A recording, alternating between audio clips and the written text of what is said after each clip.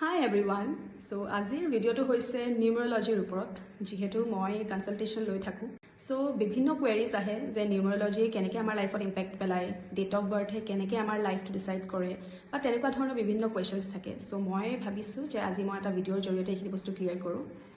so নিউমেৰলজি মই যদি ক'বলৈ যাওঁ আমাৰ হোল লাইফ ইম্পেক্ট কৰে from our birth to death কাৰণ বিভিন্ন ফেজেছ আহে লাইফত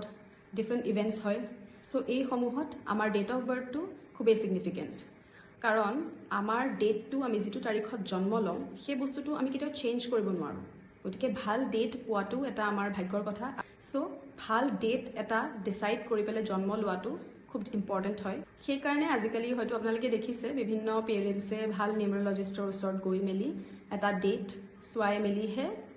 ডিচিশ্যন লয় সো ডেটটো খুব ইম্পৰ্টেণ্ট হৈ যায় কাৰণ এটা বহুলোকে সোধে যে ডেটটোৱে কেনেকৈ আমাৰ লাইফত ইম্পেক্ট পেলায় সো মই কওঁ যে ডেটৰ যিটো তাৰিখত জন্ম লয় সেই তাৰিখটোৱে এজন মানুহৰ পাৰ্চনেলিটি মাইণ্ডছেট বিহেভিয়াৰ তেওঁৰ হেবিটছ কি চেলেঞ্জেছ লাইফত পাব তেওঁৰ উইকনেছ কি ষ্ট্ৰেংথছ কেনেকুৱা কেৰিয়াৰ গ্ৰোথ কেনেকুৱা হ'ব অপৰচুনিটিজ কেনেকুৱাকৈ আহিব বা ফাইনেন্সেছ হেল্থ ৰিলেশ্যনশ্বিপ কেনেকুৱা হ'ব এই গোটেইখিনি ডেট অফ বাৰ্থত লুকাই থাকে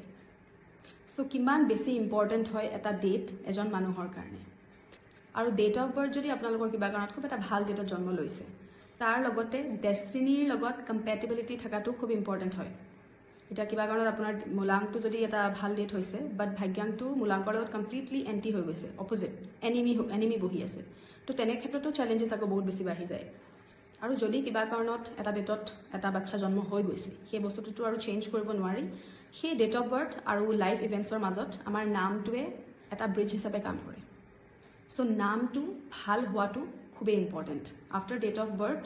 আমাৰ ছেকেণ্ড যিটো ইম্পৰ্টেণ্ট লাইফৰ ফেক্টৰ হৈছে আমাৰ নামটো সো নেম আপোনালোকে দেখিব যে নেম কাৰেকশ্যনৰ কাৰণে বহু লোক আহে মোৰ ওচৰতো আহে সো মই নেম ভাল এটা কম্পাউণ্ড নম্বৰত যাতে আহে ডেট অফ বাৰ্থৰ লগত যাতে কম্পেটিবল হয় সেইটো মই কৰিবলৈ সদায় ট্ৰাই কৰোঁ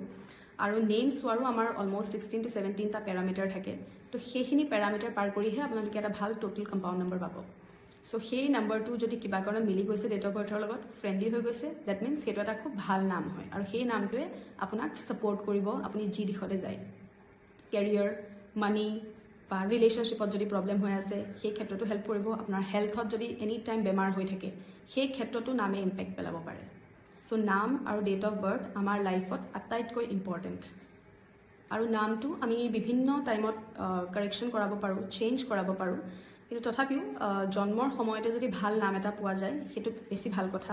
আৰু বহু লোকে এষ্ট্ৰলজিৰ জৰিয়তেও নাম চোৱাই মেলি দিয়ে কিন্তু এষ্ট্ৰলজিতকৈ নিউমেৰলজি বেছি একিউৰেট হয় ফৰ নেমছ কাৰণ নিউমেৰলজিত বিভিন্ন পেৰামিটাৰ্ছ থাকে বহুতকেইটা পেৰামিটাৰ পাৰ কৰি গৈহে অলমষ্ট 16-17টা পেৰামিটাৰ থাকে সেইকেইটা পেৰামিটাৰ পাৰ কৰি পেলাইহে এটা প্ৰপাৰ নাম পোৱা যায় আৰু সেইটোত আপোনালোকে ৰিজাল্টছ দেখিব সো মোৰ ওচৰত যোন আহে মই নিউমেৰলজিৰ জৰিয়তে নেম কাৰেকশ্যন কৰাওঁ বা বেবী নেমছ যদি দিব লগা আছে মই সেইটোৰ মতে ডেট অফ বাৰ্থৰ লগত মিলাই মেলিহে মই নাম এটা দিওঁ আৰু তাৰ ওপৰত আমাৰ জডিয়েকৰো বহুত বেছি ছিগনিফিকেঞ্চ থাকে তো সেইখিনি চাই মেলিহে এটা নাম দিয়া যায় নেক্সট বহুলোকে সোধে যে কেৰিয়াৰত